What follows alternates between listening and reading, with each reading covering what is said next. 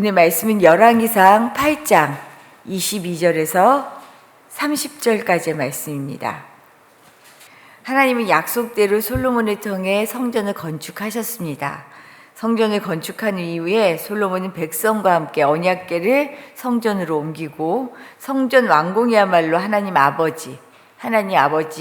하나님께서 아버지 다윗에게 약속하신 것을 손수 이루신 일이다라고 선포하는 것을 어제까지 보았습니다. 그리고 오늘 본문은 솔로몬이 말씀하시고 약속하신 바를 지키신 하나님께 감사하면서 드린 기도예요. 하나님께서 세우신 다윗의 나라와 그 백성을 위해 간구하는 기도의 내용이 오늘의 말씀입니다.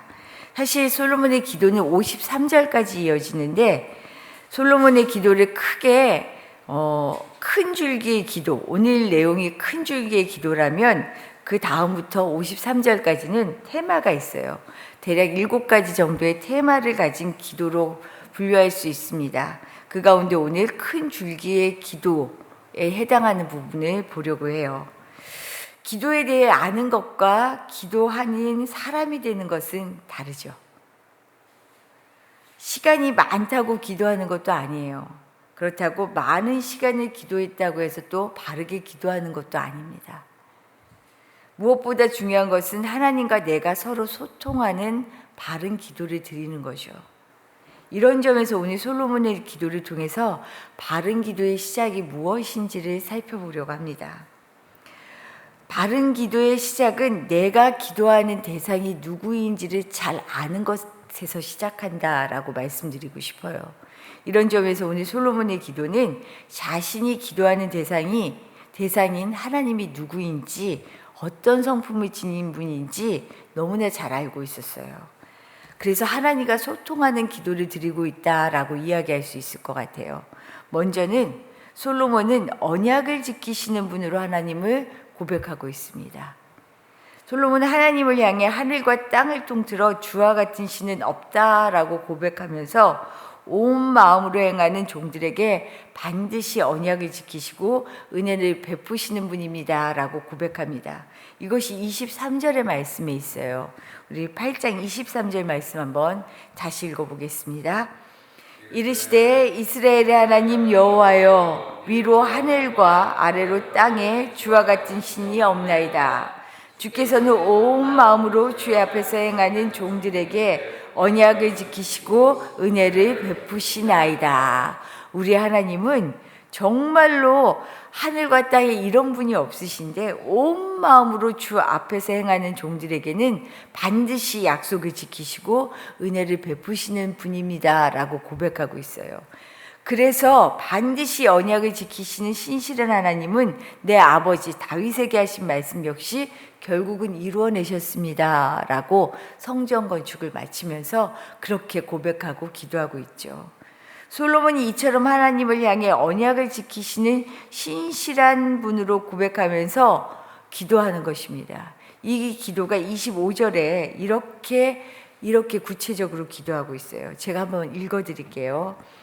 이스라엘의 하나님 여호와여, 주께서 주의 종 내 아버지 다윗에게 말씀하시기를 내 자손이 자기 길을 삼가서 내 앞에서 행한 것 같이 내 앞에서 행하기만 하면 내게서 나서 이스라엘의 왕위에 앉을 사람이 내 앞에서 끊어지지 아니하리라 하셨사오니 이제 다윗을 위하여 그 하신 말씀을 지키시옵소서. 사실 하나님께서 다윗을 통하여 기도하신 대로 말씀하신 대로 약속하셔서 지키셨잖아요. 지금 약속을 성전 건축을 했죠. 그런데 이제 성전 건축이 끝이 아닙니다.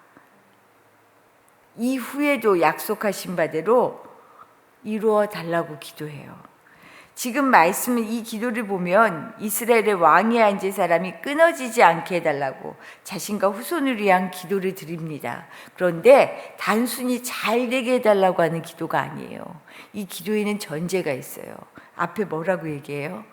내 자손이 자기 길을 삼가서 내가 내 앞에서 행한 것 같이 내 앞에서 행하기만 하면, 하나님은 분명히 약속하실 때 전제가 있었어요. 내 말대로 내 뜻대로 행하기만 하면 내가 그 뒤를 이어서 잘 보장해 주겠다라는 거였어요. 아무 전제 없는 약속이 아니에요. 상호작용이었어요. 왜요? 내 뜻에 따라 행하지 않는데 어떻게 그 뒤를 봐줄 수가 있겠어요? 하나님의 성품을 알고 하나님의 말씀과 성품에 맞추어서요, 자신의 삶을 돌아보며 그 약속을 기대하고 간구하고 있는 거예요. 하나님 이렇게 해주세요 라고 했을 때는 분명한 하나님의 뜻을 따르겠다라고 하는 다짐이 있는 거예요. 말씀대로 제가 그 말씀 하나님의 뜻을 잘 따르겠습니다. 그러니 그 뒤도 하나님 약속하신 대로 지켜주세요. 보호해 주세요 라고 기도하는 거죠. 우리는 어떻게 무엇을 기도하는지 늘 돌아볼 수 있어야 해요. 무턱대고 하나님께 자신과 집안의 안정과 번영을 기도하는 것이 아니었어요. 솔로몬은 당신의 뜻대로 살고자 하니 당신의 뜻대로 보호하시고 살펴주시기를 간구하고 있습니다. 처음 시작이요, 포커스가 나에게 있는 게 아니에요. 하나님의 뜻에 있었어요. 하나님께 맞춰져 있었다는 거죠. 아기 때는 당연히 부모의 돌봄을 통해서 성장하죠. 아기가 스스로 클 수 있는 아기는 아무도 없어요. 잘 아시잖아요. 그냥 울기만 하면 돼요. 그러면 부모가 어떻게 해요? 알아서 때를 맞춰 먹을 것도 주고요, 젖도 주고, 그리고 기저귀도 갈아주고 돌아보잖아요. 그러나 아기가 자라면 어떻게 해요? 부모까지도 돌아보아요. 이게 성장한 사람의 이야기입니다. 그런데 신앙의 성장이 생각처럼 잘 이루어지지 않아요. 직분을 가졌다고 다 큰 어른이 아니죠. 젖먹이 아기와 같은 그런 어른들도 참 많아요. 우리도 그러잖아요. 다 큰 어른인데 속에는 아기가 있어요. 그래서 잘하지 못한 사람 같은 그런 모습을 보일 때가 얼마나 많은지 알 수 없죠. 신앙에도요, 어린아이와 같은 신앙을 벗지 못하는 모습이 너무나 많습니다.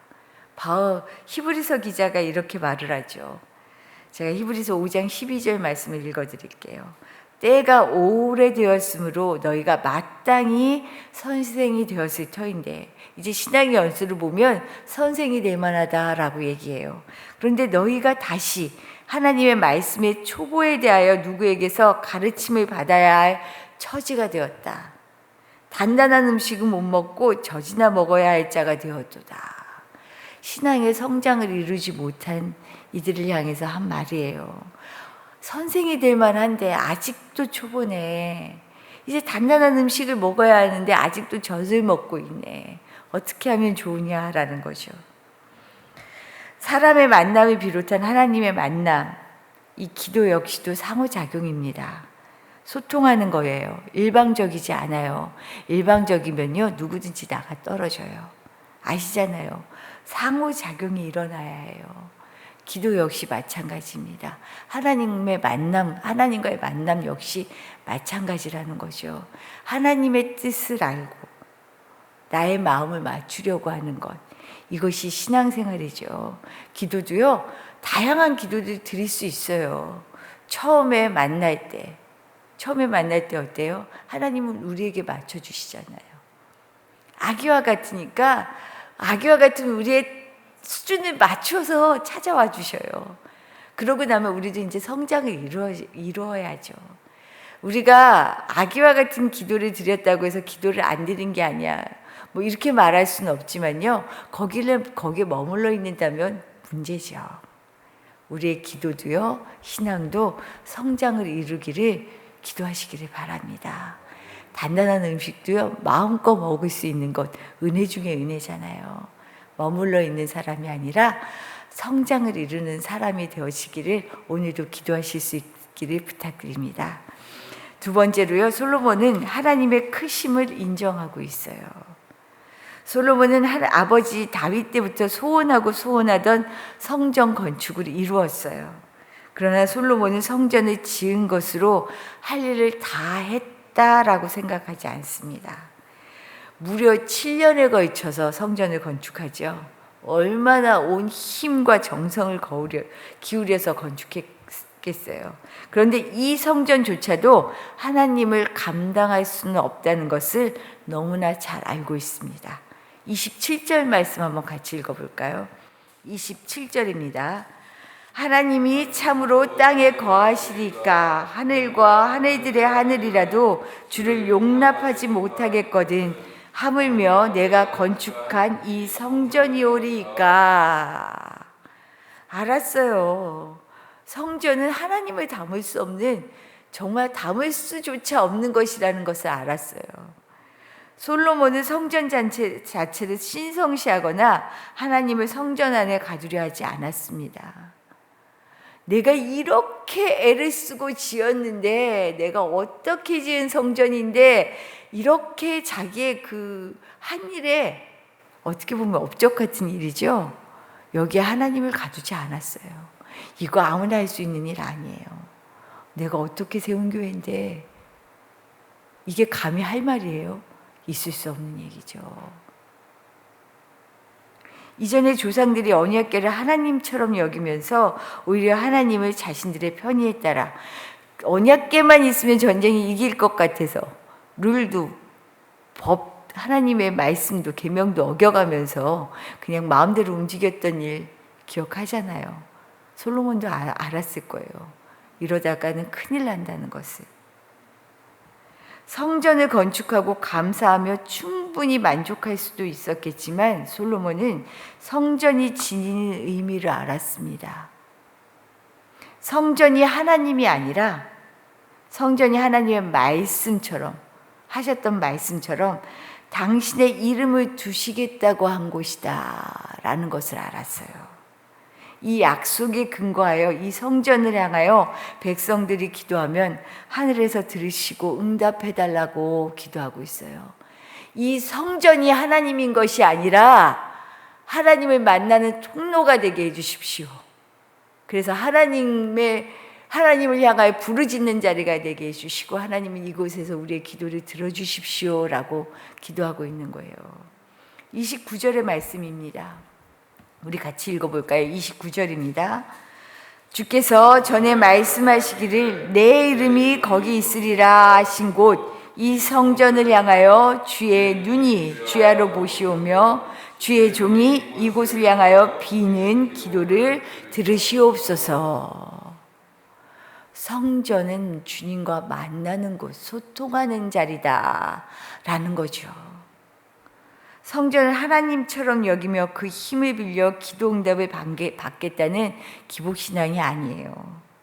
성전을 향하여 내게 가까이 찾아와 주신 하나님의 자비하심을 의지하며 드리는 기도에 귀를 기울여 주십시오. 주님을 찾아가겠습니다.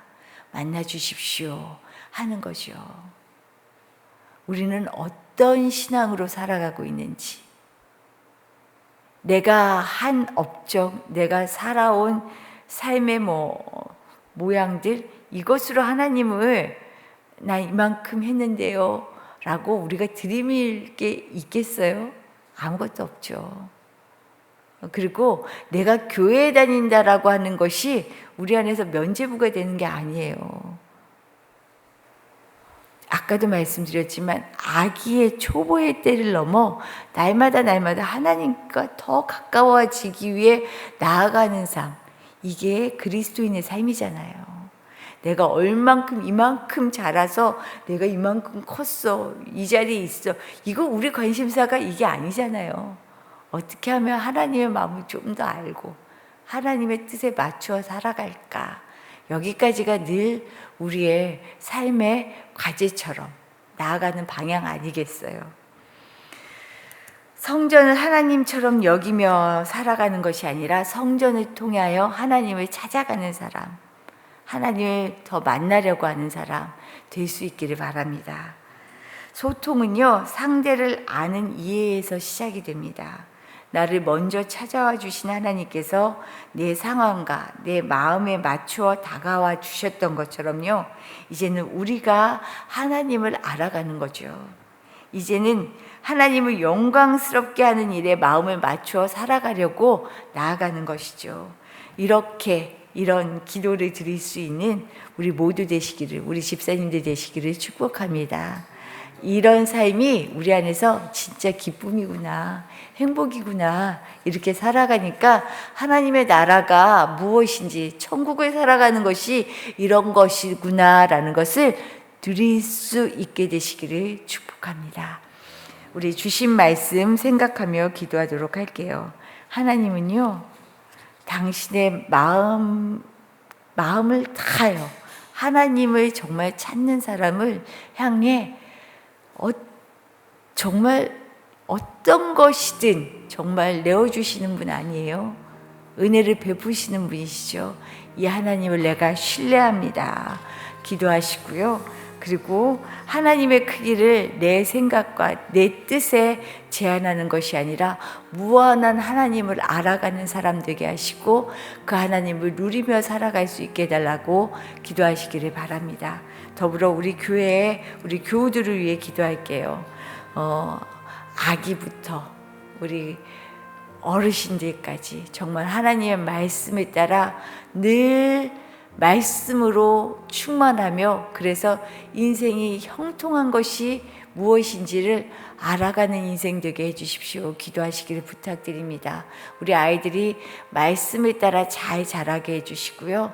우리 가장 연로하신 우리 권사님들, 마영자 권사님, 공선희 권사님, 김정순 권사님, 건강이 항상 정말 항상 큰 일인 것 같아요. 우리 공선희 권사님 백내장 수술하러 가셨는데 그 전에 또 검사 받아야 할 것이 있어서 그게 보류되고요.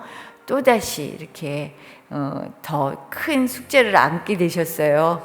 잘 치료될 수 있도록 기도해 주시고, 그리고 마영자 권사님은 걱정할까 봐 말씀을 안 하셨는데 넘어지셔서, 경로당에서 넘어지셔서 또 병원에서 진료받으시고 그래도 이상 없다라고 하셔서 얼마나 감사한지 몰라요.